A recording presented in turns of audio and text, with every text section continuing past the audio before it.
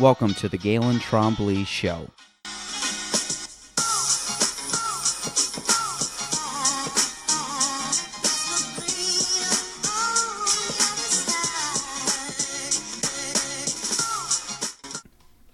Welcome to episode 21. Welcome to Realty Talk number. I don't even know what I say. This is what happens. We just start going quick. Welcome to episode 20 of Realty Talk. It was 21.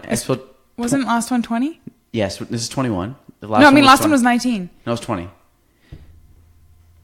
This was our same problem last time. Sorry, folks. We're not going to cut this. So, welcome to episode 21 of Realty Talk with Ellie and Gaelan. The girls are gonna be looking it up, but I think it's 21. I just looked. We had episode 20, unless Jordan. Okay, so yeah, it must be just backwards. 21. Yeah. Okay. All right. Well, we're gonna call it 21. So, welcome everybody.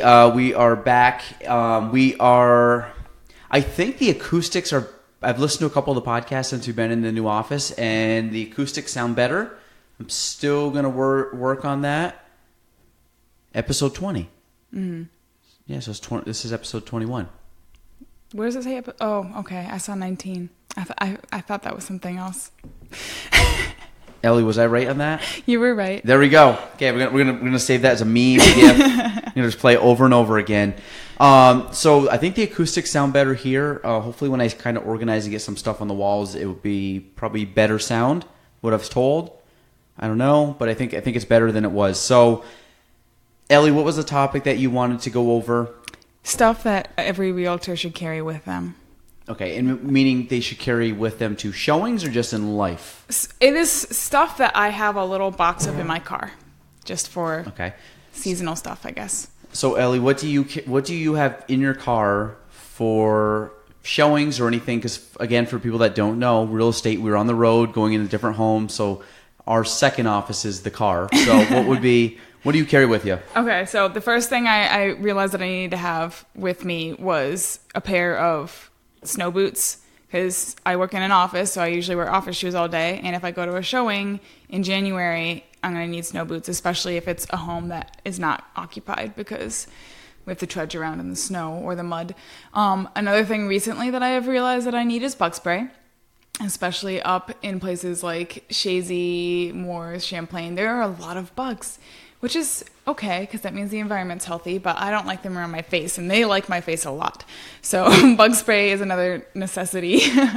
I also carry hand sanitizer just because I'm, I guess, kind of a germaphobe, and you're touching a lot of people's doorknobs and stuff other people have touched. And those are, I guess, my top things. And we were also discussing carrying around mace. I haven't gotten there yet, but might be a good idea. Okay, yeah. So my day-to-day when I go to a showing, I pretty much bring my kind of binder with all the information that I might need for a home. I'm not one of those crazy agents that prints out the property condition and the tax map and the deed and all that. I don't need it. I mean, If you like the house, I'll get all the information you need. Majority of the time, you don't need all that stuff. I have just enough stuff with me that show all basically kind of the basic questions, and I get a little better ideas of information on the home. Obviously, if the client likes it, we do more stuff, but I carry that with me, a pen, and a cell phone. That's basically it, nothing crazy. I carry my cell phone for the flashlight, and that's pretty much it.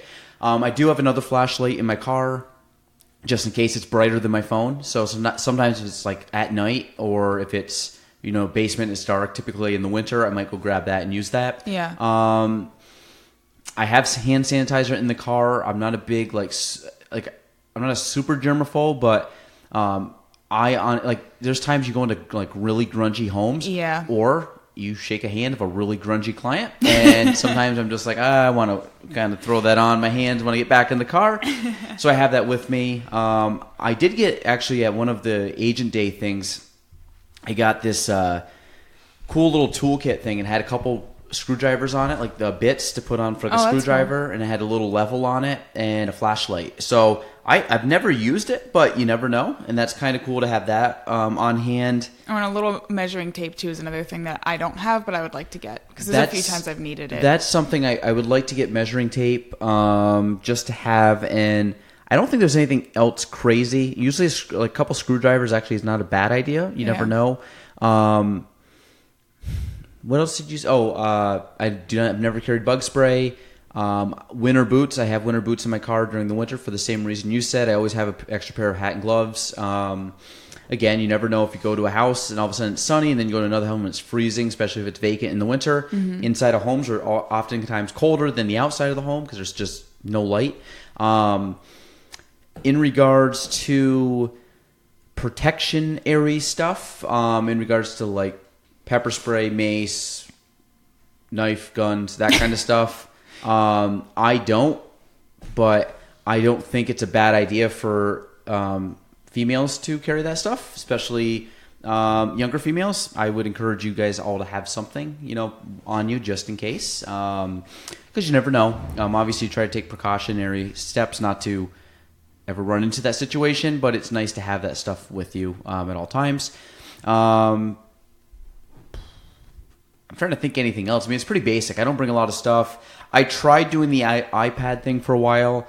I thought it would be kind of cool to go around with the iPad. Oh, you have it on the instead of a sheet of paper, just so I can bring it up. It saves trees. The problem is when you're upstate New York, you don't always have service. Yeah. I thought about bringing it up and just like screenshotting stuff. I've done that before on my phone too. I'll just literally take photos with the computer. Yeah. And I don't have paper, and I can just flip through on my phone. But there's something I just like about printing out a sheet of paper because I can write notes on it. It's all in front. I don't know. I still have a little bit of old school to me. I still use a lot of paper. So I kind of got away from that. I didn't think it was as useful, so I don't really use it. And especially like you said, I found that's another thing that I do actually.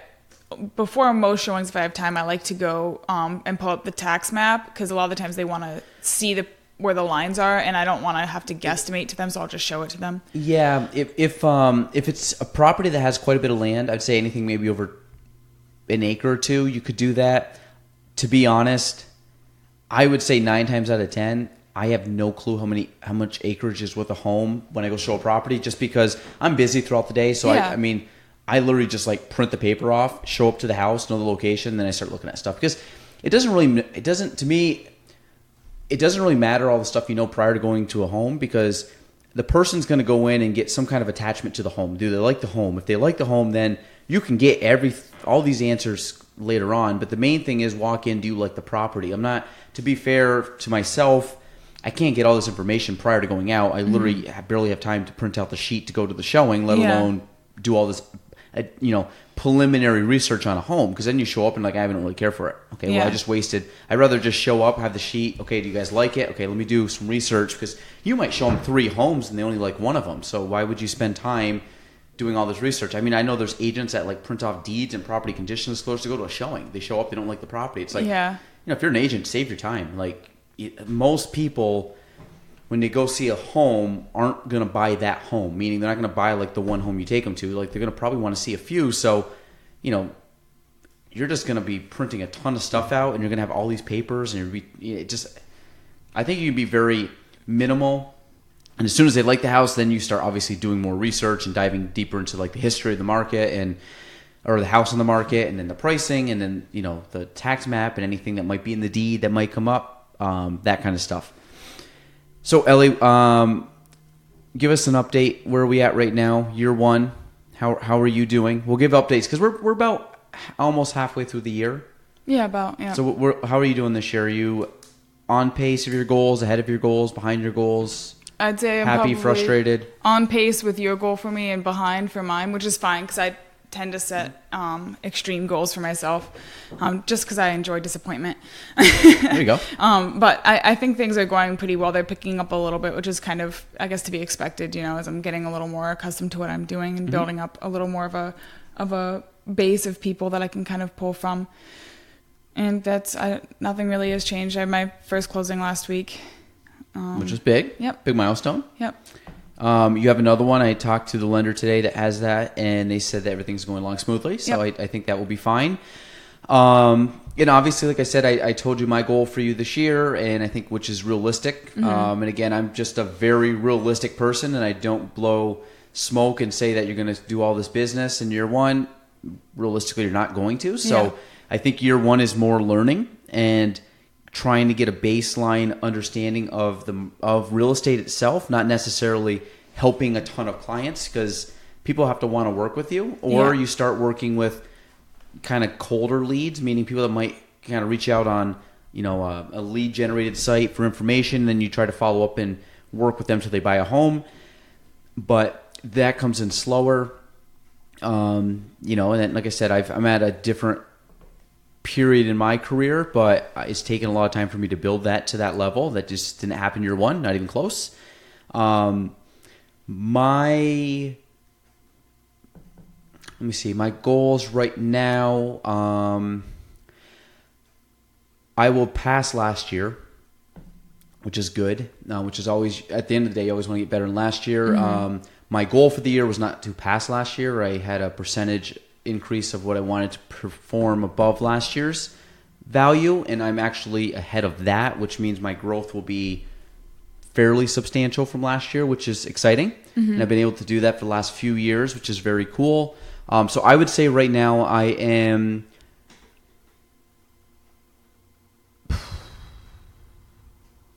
I would say a little bit ahead of what I wanted to do, which is good. So I think I'm going to hit my goal this year, which I'm happy about.